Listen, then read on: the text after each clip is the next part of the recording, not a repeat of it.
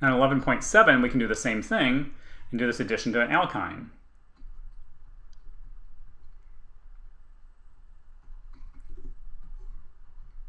So take this alkyne and let's add HBr this time. So using what you know of alkenes, pause the video and draw the first product that you're going to form in this reaction. Electron pair comes out to the proton, breaking the bond to bromide, making an alkene that's going to have the carbocation on the more substituted position. The hydrogen I added then on the end.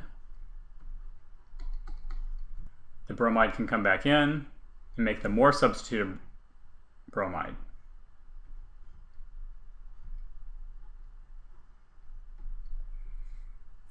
Now I still have an alkene, which still can react with HBr. So if I have excess HBr, you can do the same thing again. The electron pair comes out from the alkene now to grab a proton. This bond breaks, goes on to bromine.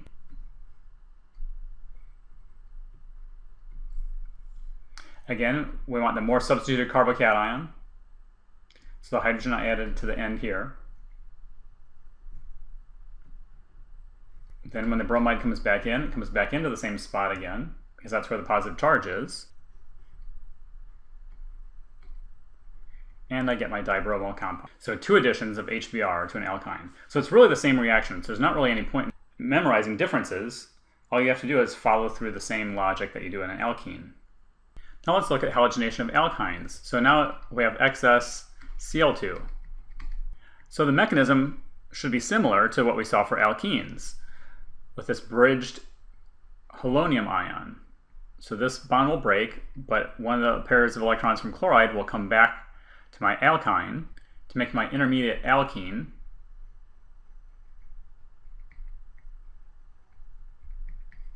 With a charged halide on it. My second chloride will come in, opposite of the leaving group.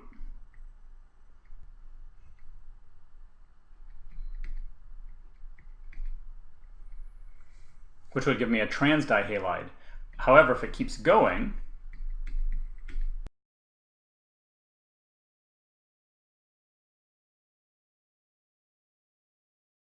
now as my other chloride comes in, pushing this electron pair off,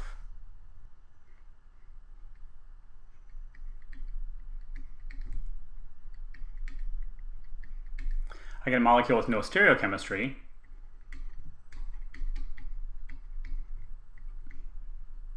So in the end, it didn't matter in this case that it was happening through this halonium ion.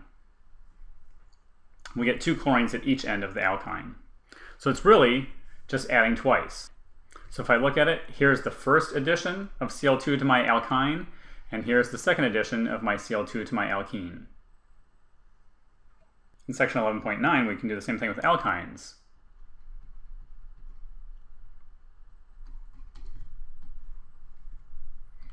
H plus and water.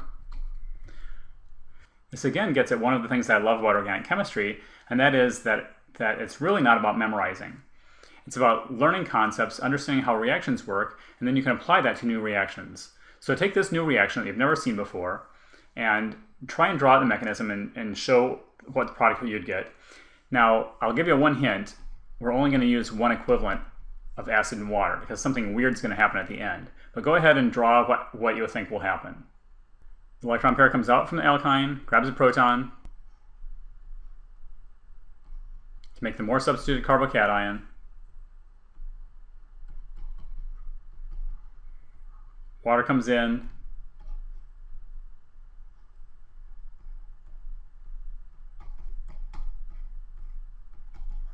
And it gets deprotonated.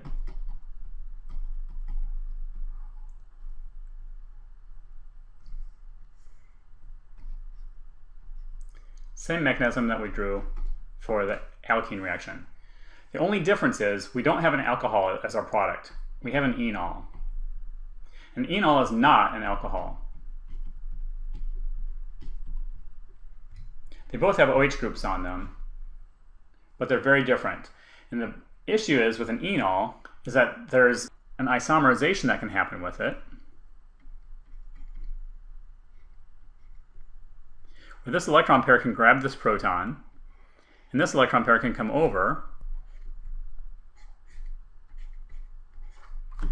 form a ketone. So if this is an enol, and this is a ketone.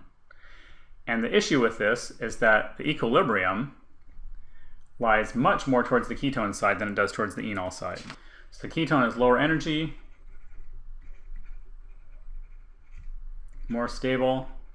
Remember, answer the question, why? Why lower energy?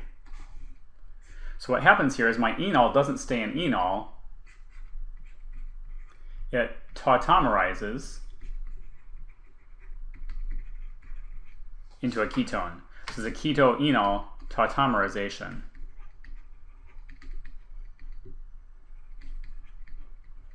Because these two molecules are considered tautomers of each other, which are just constitutional isomers that differ in the positioning of a double bond and of a hydrogen.